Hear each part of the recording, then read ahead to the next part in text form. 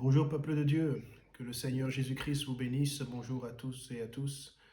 Voilà, je fais cette vidéo pour partager une des nombreuses pensées que le Saint-Esprit m'a inspirées durant ce temps de pandémie.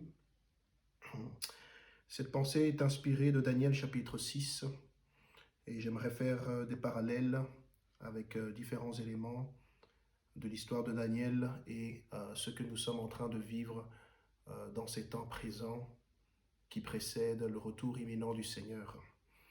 Voilà, donc dans Daniel chapitre 6, nous lisons « Darius trouva bon d'établir sur le royaume 120 satrapes qui devaient être tous dans tout le royaume.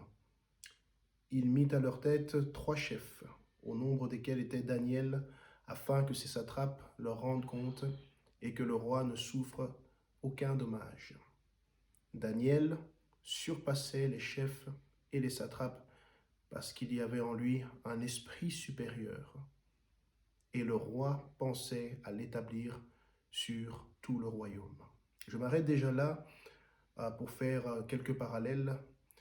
Donc Daniel, c'était un enfant de Dieu, un juif, un israélite qui faisait partie des déportés en Babylone. Mais très vite, Daniel, ainsi que ses 3 amis, Shadrach, Meshach et Abednego, qui sont très connus, vont trouver grâce aux yeux du roi Nebuchadnezzar.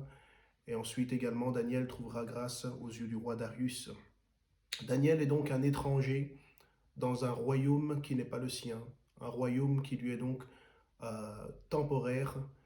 Il a en vue un autre royaume, il a en vue de retourner à Jérusalem. Nous pouvons faire un parallèle ici entre Daniel et la vie d'un enfant de Dieu aujourd'hui. Nous sommes, la Bible dit, des étrangers sur la terre. Nous devons nous considérer comme des voyageurs. Et nous devons avoir en vue non pas la Jérusalem terrestre actuelle, mais plutôt celle qui est céleste, celle qui parle du royaume de Dieu qui doit venir. Donc un premier encouragement que ce texte peut nous donner, c'est d'avoir cette attitude de Daniel qui est de comprendre que notre vie ne s'arrête pas ici-bas sur terre, que nous sommes d'un royaume qui est céleste. Nous sommes des voyageurs sur la terre et nous devons avoir en vue la venue très prochaine du royaume de Dieu. Alors, la Bible nous fait comprendre dans les autres versets que Daniel donc va trouver faveur aux yeux du roi Darius, en sorte que Darius va le placer en tant que chef sur les satrapes de son royaume. Donc les satrapes sont vraiment des représentants du roi lui-même dans différentes provinces.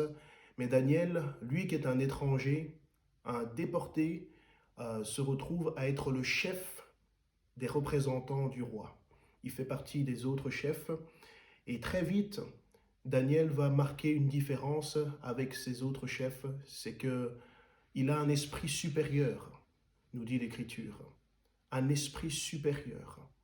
Alors, l'esprit supérieur de Daniel ne lui est pas donné à cause de lui-même. Daniel ne l'a pas obtenu de lui-même, mais c'est à cause de la relation que Daniel a avec son Dieu, que Daniel peut être qualifié d'avoir un esprit supérieur par rapport aux autres chefs et aux autres satrapes. La relation que nous avons avec notre Dieu, n'oublions pas, est ce qui nous a accordé toutes les faveurs, toutes les grâces et les bénédictions que nous avons ici-bas sur terre. En tant qu'étranger dans ce royaume, Daniel s'est vu à la tête de tout un royaume grâce à Dieu, grâce à sa relation qu'il l'entretenait, grâce à sa fidélité à la loi de son Dieu.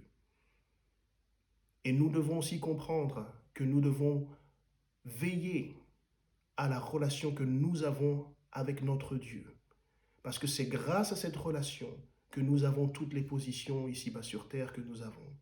L'Église du Seigneur Jésus-Christ dans ce siècle se trouve dans une position de faveur. Pendant longtemps, nous avons connu de grandes libertés. Pendant longtemps, nous avons pu nous établir, nous développer, faire beaucoup de choses par la grâce de Dieu. Et nous devons comprendre que c'est grâce à Dieu que nous pouvons faire cela. Daniel n'a jamais confondu la faveur de Dieu avec la faveur du roi Darius. Et nous allons voir ça un peu plus loin dans l'histoire. Alors que Daniel surpassait donc les autres satrapes à cause de l'intelligence supérieure, de l'esprit supérieur dont il était animé, c'est-à-dire l'esprit de Dieu, il va se faire non pas seulement des amis, mais des ennemis. Oui, en tant qu'enfants de Dieu, nous ne devons jamais ignorer l'existence d'un ennemi qui se lèvera toujours lorsque nous sommes en train de refléter la gloire de Dieu ici-bas sur terre. Nous ne pouvons pas ignorer ces choses et nous ne pouvons pas marcher et gambader comme si de rien n'était. Nous devons être toujours prêts à affronter des ennemis qui se soulèveront, inspirés de l'esprit du diable lui-même, pour nous faire tomber. Et les ennemis de Daniel ont essayé de le faire tomber. Ils ont essayé de le prendre en faute de différentes manières au sujet des affaires du royaume, mais ils n'ont jamais pu trouver de moyen de le faire tomber. Donc les attaques directes n'ont pas fonctionné. Et comme ils n'ont pas réussi à le faire tomber avec les attaques directes, ses ennemis ont trouvé un autre moyen, un moyen subtil, un moyen détourné pour faire tomber Daniel de la position de faveur que Dieu lui avait donnée, de cette influence qu'il avait sur tout le royaume, finalement. Ils ont dit, au verset 4, nous lisons, « Alors les chefs et les satrapes cherchèrent une occasion d'accuser Daniel en ce qui concernait les affaires du royaume, mais ils ne purent trouver aucune occasion, ni aucune chose à reprendre, parce qu'il était fidèle et qu'on n'apercevait chez lui ni faute, ni rien de mauvais. Et ces hommes dirent, nous ne trouverons aucune occasion contre Daniel, à moins que nous n'en trouvions une dans la loi de son Dieu. Dans la loi de son Dieu. Ils ont compris que dans les affaires du royaume terrestre, ils ne pouvaient absolument trouver aucune faute contre Daniel. Alors ils se sont intéressés à la relation spirituelle maintenant que Daniel avait avec son Dieu. Et ils se sont intéressés à ce qui pouvait le mettre en faute par rapport au royaume, mais tiré dans les affaires de la loi de son Dieu. Donc Daniel, étant un homme fidèle, comme le décrit le passage, pour le royaume de Darius, mais aussi pour le royaume de Dieu, ils allaient trouver une contradiction entre sa fidélité au royaume de Dieu et sa fidélité au royaume de Darius. Et donc ils ont cherché et ils ont trouvé un moyen. Verset 6, « Puis ses chefs et ses satrapes se rendirent tumultueusement auprès du roi et lui parlèrent ainsi. « Roi Darius, vis éternellement. Tous les chefs du royaume, les intendants, les satrapes, les conseillers et les gouverneurs sont d'avis qu'il soit publié un édit royal avec une défense sévère, portant que quiconque dans l'espace de 30 jours adressera des prières à quelque dieu ou à quelques hommes, excepté à toi, ô roi, sera jeté dans la fosse aux lions. Maintenant, ô roi, confirme la défense et écris le décret, afin qu'il soit irrévocable selon la loi des Mèdes et des Perses, qui est immuable. » Là-dessus, le roi Darius écrivit le décret et la défense. Voilà. Donc, ici, nous avons des personnages très importants, très influents dans le royaume de Darius, qui se tournent vers le roi Darius pour le pousser à écrire une loi qui va interdire à quiconque de prier quelqu'un d'autre si ce n'est Darius. Et si cette personne prie quelqu'un d'autre, au lieu de prier Darius, cette personne se retrouve jetée dans la fosse aux lions. Alors, c'est intéressant de regarder comment ils s'y sont pris pour atteindre Daniel en mettant en œuvre une attaque indirecte. Donc, on publie une loi, on met en vigueur des règles pour la population entière du royaume dans le but, et uniquement dans le but, de nuire à ce fameux Daniel animé d'un esprit supérieur. Parce que l'esprit supérieur de Daniel était nuisible à tous ceux-là qui travaillaient pour le roi parce qu'ils n'adoraient pas le véritable Dieu et ils servaient des idoles. Nous devons comprendre cela. Donc le but était d'atteindre Daniel, mais la règle a été appliquée à tout le monde. Ainsi, on n'allait pas voir le but réel pour lequel cette loi avait été mise en vigueur. Bien.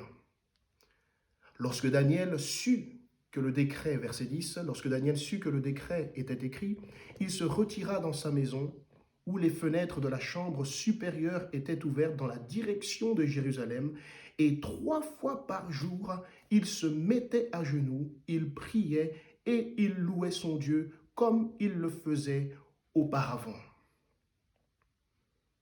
Alors, avant de parler de ce que Daniel a fait, j'aimerais faire le parallèle entre cette décision soudaine d'émettre une loi empêchant quiconque de prier un autre Dieu ou une autre personne que Darius et ce que nous sommes en train de vivre dans les temps actuels.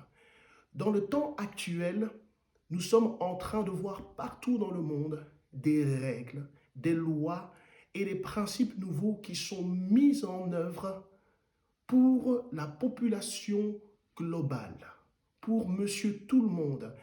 Et l'Église doit comprendre que l'esprit qui se trouve là derrière a un but véritable. Ce n'est pas de nuire seulement à une population générale, mais c'est de nuire à l'œuvre de Dieu sur la terre à travers l'Église de Jésus-Christ.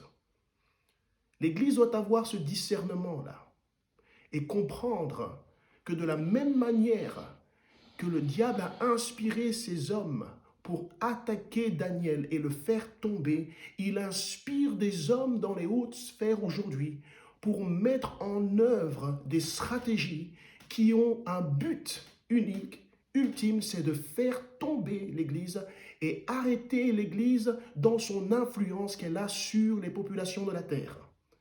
Arrêter l'Église dans ses prières, dans la prédication de l'évangile de Jésus-Christ, dans l'impact que nous avons dans la vie des pécheurs, des hommes et des femmes qui cherchent à connaître la vérité, qui n'ont pas encore Jésus-Christ dans leur cœur pour être sauvés.